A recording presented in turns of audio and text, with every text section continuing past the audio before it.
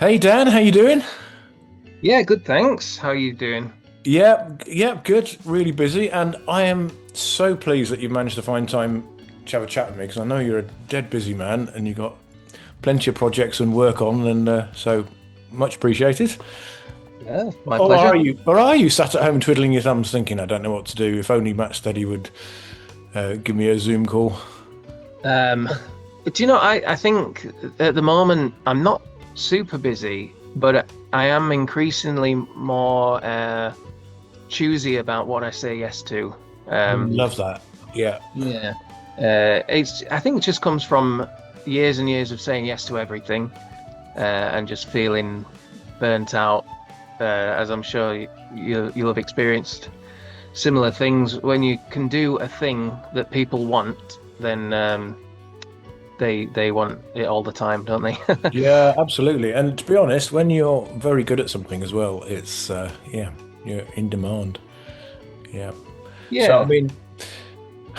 Well, I first met you when we were playing together in the Dave Bronze band last year. Yes. I don't know about you, but that took a heck of a lot of rehearsal and learning for me, certainly. Yes. So, I mean, I'd heard your work before on Dave's albums, and loved the whistles and the bass. It's just a pop in, and so for me, it was a real pleasure to get on stage with you and John and Dave and Sally and Catherine and brass band and choir. I mean, it was just epic, wasn't it? Oh, Yeah. absolutely. It was, yeah, it was a lot of work. Dave's music it is quite demanding. Um, just as you know, the timing. I think probably the rhythm stuff is the hardest thing about Dave's music. Um, a lot of the harmony and modulations and things you can kind of get your head around, but it's the timings are the things that always take me the most time to rehearse and rehearse and rehearse. I probably had a slight advantage over you in that I had written some of it, so I knew it quite Yes, that well. must help. Um, but also we were fresh off the back of recording uh, the rhythm section for the new album, so I was quite well rehearsed with some of the new stuff. And of course, I'd had to learn all of it for the studio sessions even for the old stuff. So it was more remembering rather than learning for the first time for me. So probably um, had an easier time than you would have done with it being all fresh. Oh, I learned so much. It was a really good experience for me. I mean, obviously, just being up there with such amazing musicians and playing on Dave stuff was just a joy. But personally, as a guitarist, I learned to do things that I hadn't done before, and learned to do some stuff live that I had never done before. So for me, it was great fun. It really was. Yeah, I like what you were saying about the rhythm because Dave's music is really interesting because the time signatures almost seem optional in places, don't they? But Yes. if you sing the tune makes perfect sense. So I think if you were possibly a vocalist, or I don't, it might be difficult, might be different on your whistles, but it kind of flows and makes sense. But actually, it's the rhythm in the background for the rhythm section that is tricky for, isn't it? Yeah, but Yes. Yeah, that is it's the very magic. melody driven, isn't it? It's very melody driven, yeah. And yes, that's the magic of it. I think when it only becomes apparent that it's in an odd time signature when you actually sit down to learn the song, Yeah, then that's the magic, isn't it? 'Cause, if you can listen to it casually and not think about the time signature, then I think that's a sign of its strength. yeah, definitely. I think there are I won't mention which tunes or where on the albums. There are some where I think we get a bit nerdy about the writing and think, oh, if we drop a 16th note from the bar, then it'll be clever and sound good. And I think sometimes it can be a little bit contrived. I think the um best examples of the tunes that work well as odd time signatures are the ones that were written, and then it's only afterwards that we realize, oh, that's actually in 15, 16 or whatever. Yeah, sure, sure. Yeah. Yeah. But enough about Dave Bronze and his music. How about yours? Whistlescapes. Yes. So when I was preparing for this interview, I put on Visions and Dreams in the background, Oh, and lovely. it just struck me again just how gorgeous it is. It really is lovely. It's got beautiful melodies, but when I'm listening to it, a lot of what I get is more of a texture feel to Mm. it. It's like a landscape, or you don't feel like you're in the middle of a band. You feel like you're in a field with some people or up a mountain or something. And I think that's a really strong thing. So which is your favourite on that album? Have you got a favourite or? Oh, well, yeah. Thanks for the kind words. I see them as textures, very much. Yeah, very. It's to me, it's kind of film score kind of mentality in a way. Sure. Yeah, that So makes sense. yeah, so it's not you're not listening to individual instruments. You're just listening to a mood or you know, an atmosphere. And the name really was kind of soundscapes meets whistlescapes. And I love the fact that the E next to the Yeah, word scape becomes escape. And I was yeah, thinking, oh, really clever that. Really clever. yeah, it was sort of by accident. And I thought, oh, that works really well. So, um, yeah, so yeah, very much like texture driven. And it's really, I suppose, probably the same, I'm sure, with you when you write. It's just the music that I hear in my head, um, and trying to make that a reality and get as close to that as possible. Um, my favorite my favorite track on Visions and Dreams. Um, I I'm quite fond of I think it's called Awakening. I say I think because they go through different names, don't they? Yes, yeah. When you're I've just writing. renamed all of mine for the new album, and it's driving me nuts. Yeah, because you know you want to keep calling it that one.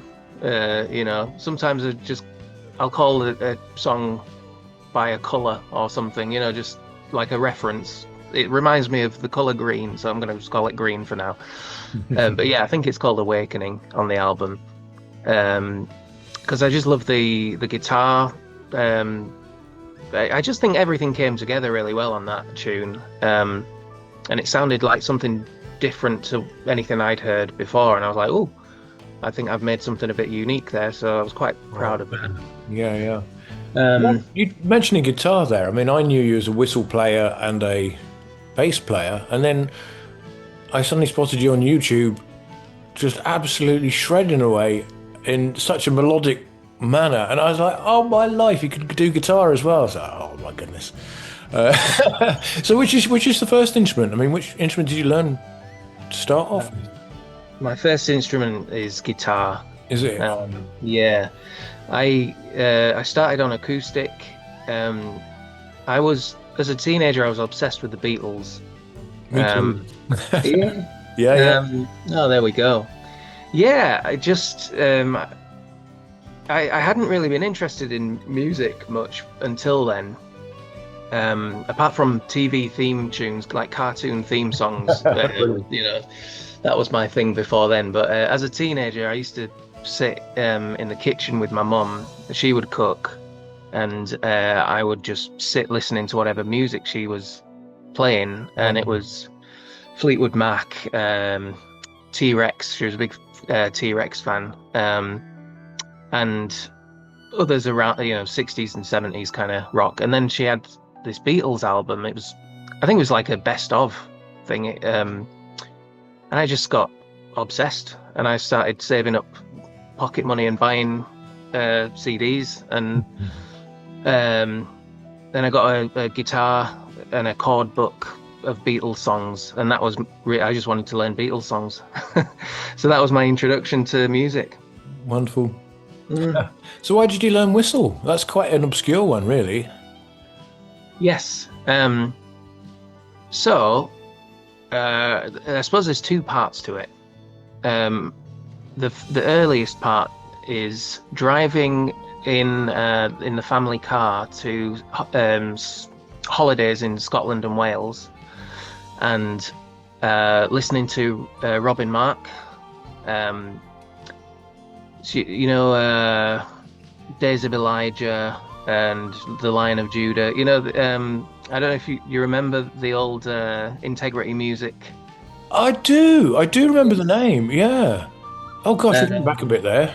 yeah, yeah. So we had a CD. It was called Revival in Belfast, and you'll know all the songs Yeah, because they're probably. like staples in church. But yeah, there was Martin Nolan was the whistle player. He I know was Martin originally a Nolan. Yeah, viola. yeah. I had Yes, some uilleann pipe lessons with him across yes, Zoom.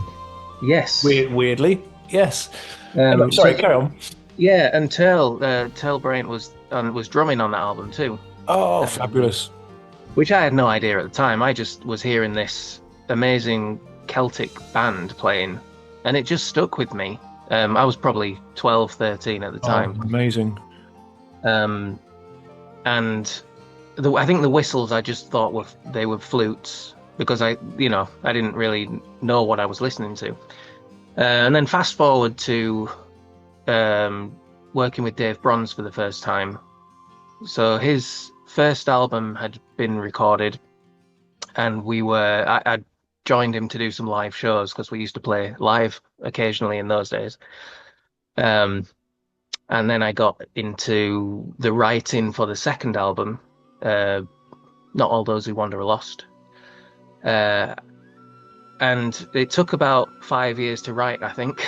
Oh, Um, crumbs. it was yeah, it was a long time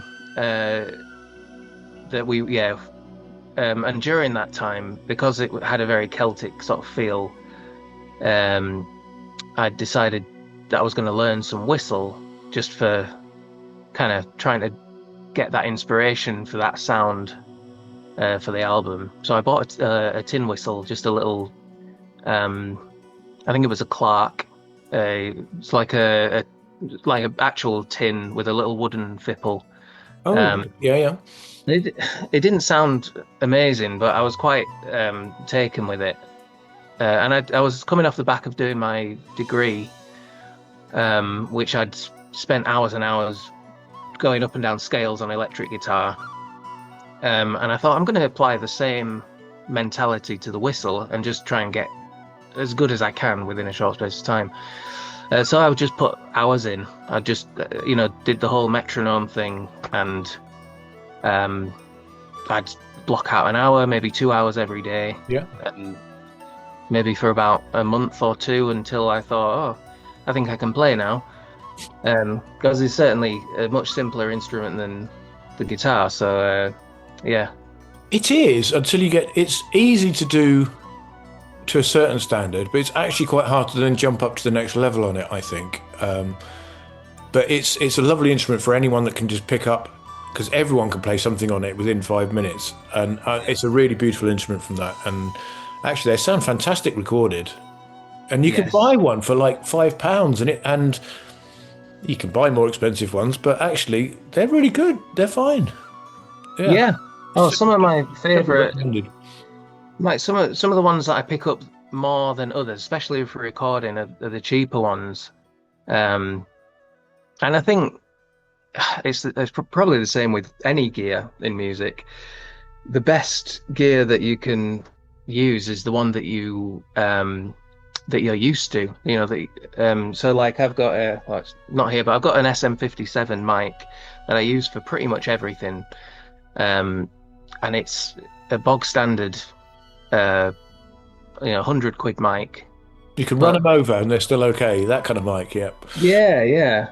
But it's great, and it's not great because of its own merits. It's just because I've learned how to use it to its highest potential.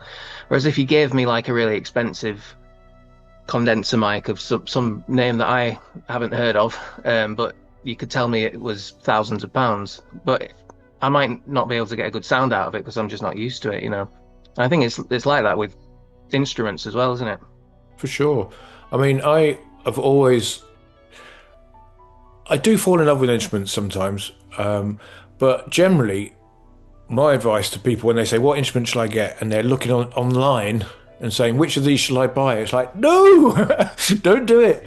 It's really hard to find a guitar shop these days, but go and find a guitar shop and play every single one in there without looking at the price, and one of them will just feel like that's yours. It fits your hands and you love it and you can't stop playing it. Then look at the price and see what it is, and you'll probably find it's not very expensive. Yeah. And that's what I've always done. And I've played some mighty expensive guitars in my time, and most of them I really didn't get on with at all. They just didn't feel right to me at all. And one of my best guitars at the moment is a Squire that I got for about 120 quid, and and that's on Yes. pretty much all my records, and it's great. I've got some more I, expensive ones as well. But I mean, have you what kind of guitars are you into? Have you got any that you've fallen in love with that, or are you do you see them as tools? I have a couple of Squires that I'm pretty happy with, to be honest. I have a quite a weird one, which I'll show you. Ooh, It's 1 second.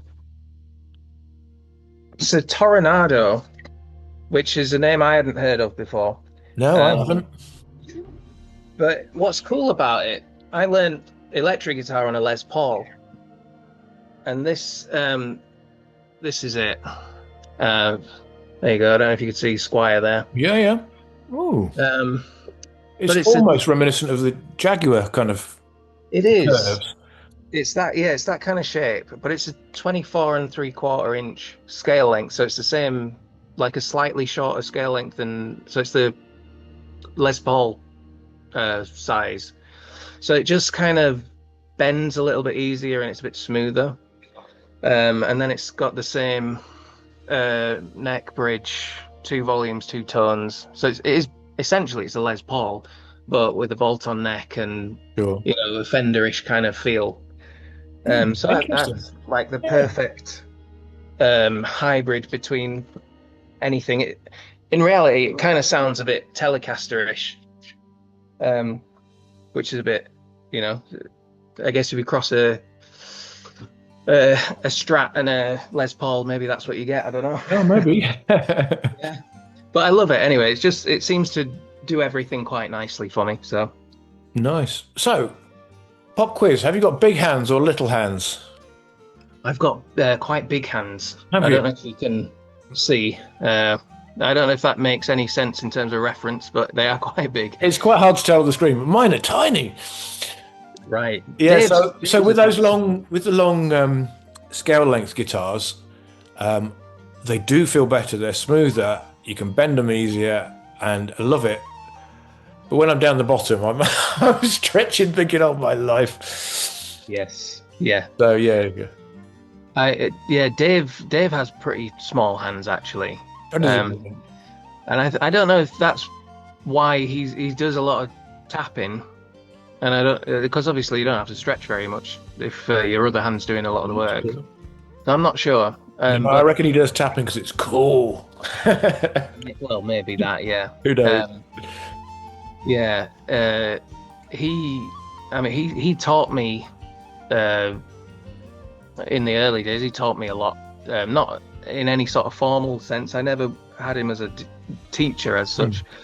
But whenever we'd hang out, I'd just get him to show me stuff. So I learned a lot of those tapping, arpeggio stuff that he used to do.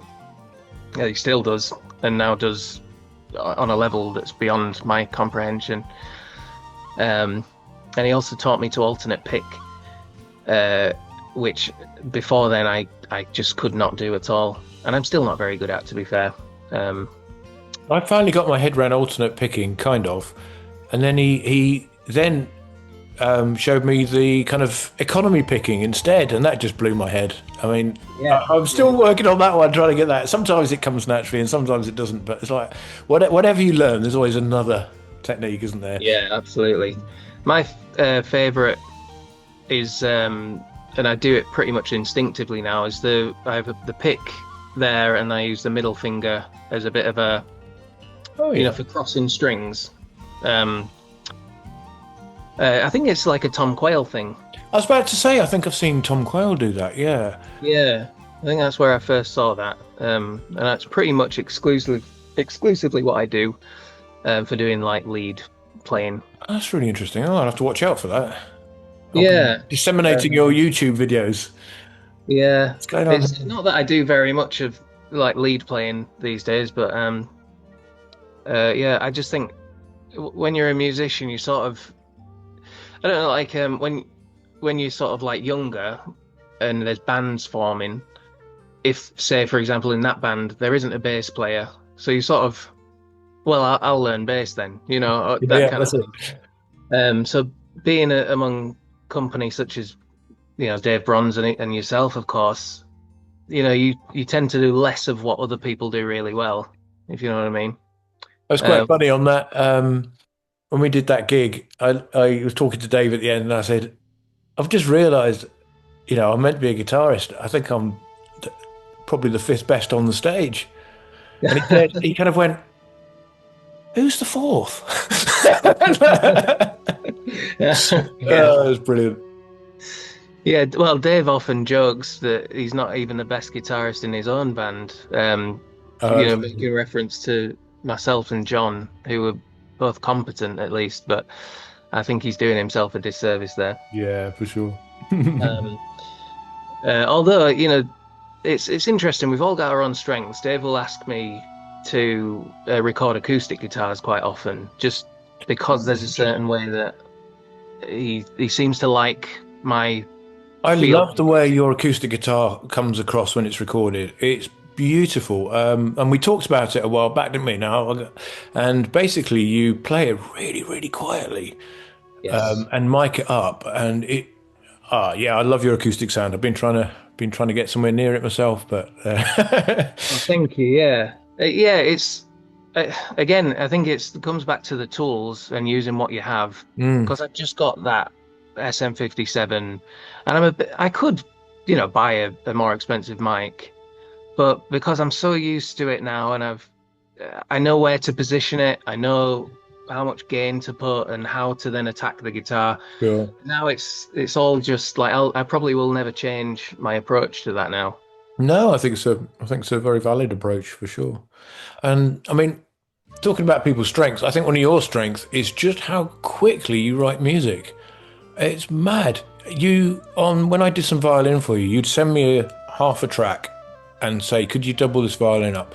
Or and I'd put something back, and I'd knock it out in about an hour and a half or something, send it back to you, and within literally 20 minutes, you'd send back a finished track, and you'd put on about 16 layers and mixed it all and produced it, and I'm thinking that would have taken me about 3 weeks. So, from my experience, you move incredibly quick. I think it's like it's brilliant because your brain just goes off in different directions, and yet somehow your fingers and the computer and everything somehow keep up with you, and you end up making a lot of music in a very short space of time, and it's really impressive.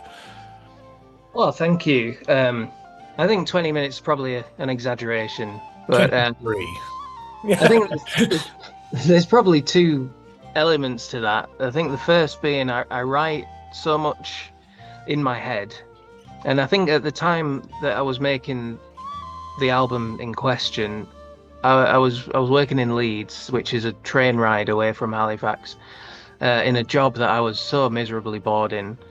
Um, so much writing was happening in my head. So it was quite quick then to sit down at the computer when I got home, and it could all come out at once. And so the speed came from that. But then also, sorry, I keep talking about Dave Bronze, but it's obviously quite a prominent thing in my musical life. For sure. Um, is that what our writing process has often been is have an idea and then make a quick demo and send it out. Uh, and I'd gotten into this habit of not being very precious about mistakes and things because we would, I was just wanting to convey an idea. And so I'd leave mistakes in for the sake of just getting a quick take. But what that did was so liberating because I'd I'd let myself off beforehand, I and love that that. yeah, and what that did was mentally, I think I made far fewer mistakes because I wasn't bothered, How funny. Yeah. Yeah. Um. So I mean, actually, I'd like to mention because I draw a little bit. and I applied uh, the same technique once to drawing. I just wanted to try and get better. Um, and I bought a sketchbook and kind of told myself that this sketchbook is going in the bin. I'm going to put it in the bin, but first I'm going to fill it. Brilliant. it. And just, you know, for that mentality of just like no limits. It's all rubbish anyway. It's all going to go. And it just loosened me up, and I saw some real improvements doing that. And I think it's the same approach to making demos and things. I take that as I might delete this project when I've finished with it. And therefore now there's no pressure. But yeah. Yeah, that's really interesting. Yeah, I was going to mention your art because I saw you done some watercolors of mountains and landscapes and things like that, and I haven't seen much of them because I think that it's almost like it feels like a almost secret hobby of yours that you just do for yourself. But Yeah. tell me more about it. I suppose, yeah, it's therapeutic, really. I think there's I've always looked for a creative outlet, and music being one of the most public things you can do, I suppose that's the thing that people see the most. Whereas I'm not really, in any way professional with art, so it's not, and I'm not inclined to just, do Instagram and put pictures up and things. Just for my own sanity more than anything. Mm. But yeah, no, I think if the feeling takes me, I'll just sit with watercolors and just, yeah. Again, I think it's that mentality of having no pressure and just letting things happen on the canvas. There's something I did fairly recently, Oh, lovely. which tends to be what I do. I tend to make a bit of a sky and a landscape, and then do Put a focal tree. point in. Yeah. And the focal point is pretty much exclusively a tree, which is probably a little bit limited, but it just gives me pleasure, so I keep doing it. Wonderful. Yeah, Yeah. Oh, yeah, okay, so I think it's been a little while since the last album you've put out, and yeah. I'm wondering if you've got anything planned. Have you got any plans coming up?